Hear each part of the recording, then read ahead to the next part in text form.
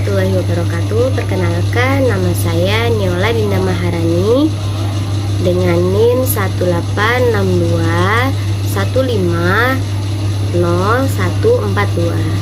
Saya dari Program Studi Pendidikan Anak Usia Dini Universitas Pancasakti. Tujuan saya membuat video ini yaitu untuk memenuhi tugas UAS semester 2 dengan mata kuliah teori belajar dan pembelajaran, dosen pengampu yaitu Ibu Roza Yenita MPD. Pada kesempatan kali ini, teori yang saya angkat yaitu materi teori behavioristik yang diterapkan di sekolah tempat saya mengajar.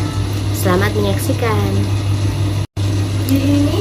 Teori behavioristik yaitu teori yang berhubungan dengan bagaimana membentuk dan merubah perilaku anak sesuai dengan apa yang guru harapkan, atau teori belajar yang mengedepankan perubahan perilaku peserta didik sebagai hasil proses pembelajaran.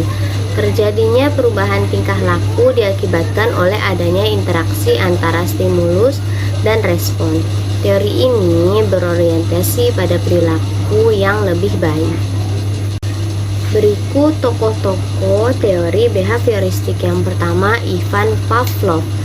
Menurutnya, classical conditioning yaitu merupakan teori di mana insting akan menghasilkan suatu perilaku baik atau buruk, namun untuk menghasilkan suatu respon sesuai harapan, maka guru harus menstimulus yang sesuai dengan yang diinginkan.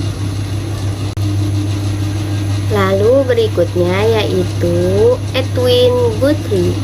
Menurutnya, teori classical conditioning yaitu mengembangkan teori dengan berpikir bahwa stimulus yang hanya diberikan sekali akan bersifat sementara, sehingga akan berbeda hasilnya jika stimulus diberikan secara berulang-ulang.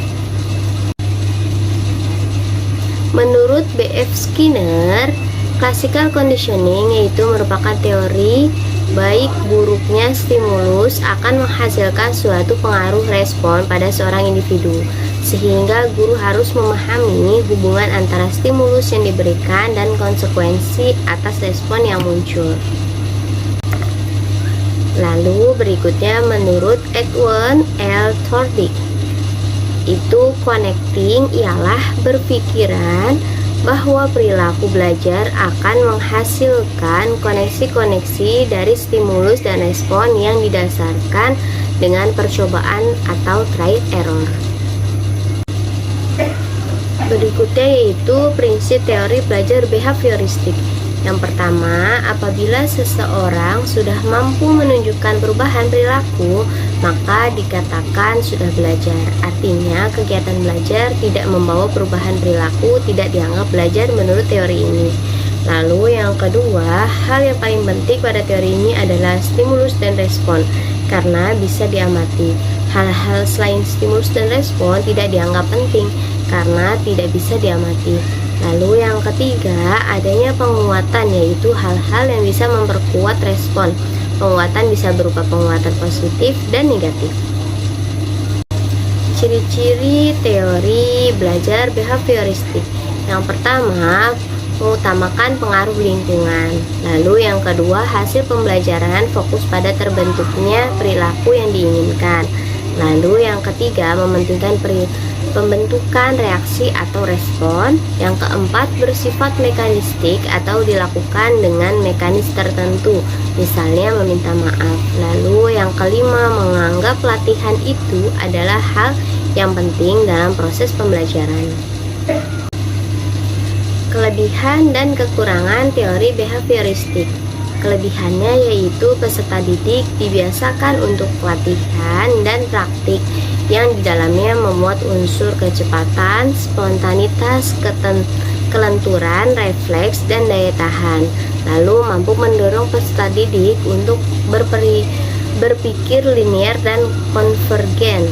Lalu memudahkan peserta didik untuk mencapai suatu target tertentu dalam pembelajaran. Dan kekurangannya dari teori ini yaitu membatasi kreativitas, produktivitas, dan imajinasi peserta didik. Lalu pembelajaran hanya berpusat pada guru sehingga peserta didik terkesan pasif. Lalu berpotensi menimbulkan hukuman verbal dan fisik seperti memberi hukuman peserta didik yang melanggar aturan atau bahkan seperti menjewer. Hukuman semacam itu justru bisa berakibat buruk pada perubahan perilaku peserta didik. Lalu yang terakhir, timbul kesulitan untuk menjelaskan kondisi belajar yang kompleks karena hanya berpacuan pada stimulus dan respon. Berikut penerapan teori belajar behavioristik dalam pembelajaran anak usia dini. Nah, teman-teman tahu kan kalau misalkan anak suka sekali bermain. Nah, itu merupakan insting seorang anak yang disebut dengan unconditional stimulus. Namun, ia harus pergi berangkat sekolah. Nah, setelah itu dia merasa tidak senang. Itu disebut dengan unconditional response. Nah, tapi setelah ia sampai di sekolah, ia mendapati guru yang memberikan senyuman yang ramah serta mengajak anak itu belajar sambil bermain dengan berbagai media. Itu disebut dengan conditioned stimulus yang dikondisikan oleh guru agar anak nyaman dengan guru. Nah, akhirnya setiap anak berangkat sekolah, berulang-ulang ia selalu memikirkan guru yang baik dan mainan yang banyak, serta belajar yang menyenangkan. Nah, itu disebut dengan conditioned response, di mana respons yang diharapkan oleh guru tertanam di anak. Selanjutnya, dalam membentuk perilaku anak, guru bisa menerapkan reinforcement atau penguatan dan feedback, serta punishment atau hukuman yang bersifat positif maupun negatif. Nah, berikut salah satu gambaran yang akan diterapkan. Yang pertama, positive reinforcement atau memberikan stimulus yang menyenangkan pada anak.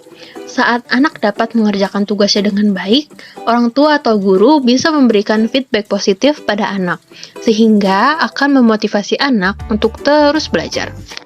Yang kedua, negative reinforcement atau memberikan stimulus yang buruk, di mana saat anak dapat mengerjakan tugasnya dengan baik, orang tua membebaskan anak untuk bermain gadget, karena tugasnya sudah tercapai dengan baik.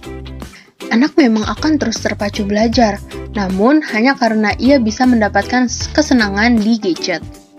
Yang ketiga yaitu positive punishment atau memberikan hukuman yang baik bagi anak. Nah, di mana saat anak sedang bermain seluncuran dan tidak berhati-hati, guru hanya bisa menasehatinya untuk tetap berhati-hati dalam bermain seluncuran. Namun, dikala anak terjatuh, itu merupakan hukuman karena dirinya sendiri. Nah, setelah itu, anak akan lebih berhati-hati dalam bermain. Yang terakhir, negative punishment atau memberikan hukuman yang buruk bagi anak, di mana saat anak bermain seluncuran dengan tidak berhati-hati, guru mengajak anak untuk masuk ke dalam kelas dan duduk berdiam diri. Nah, akhirnya memang anak tidak bermain lagi dengan ceroboh. Dan anak bisa berpikir bahwa ia akan lebih berhati-hati agar diperbolehkan. Baik, terima kasih sudah menyaksikan dan menyimak video saya. Kurang lebihnya mohon maaf. Wassalamualaikum warahmatullahi wabarakatuh.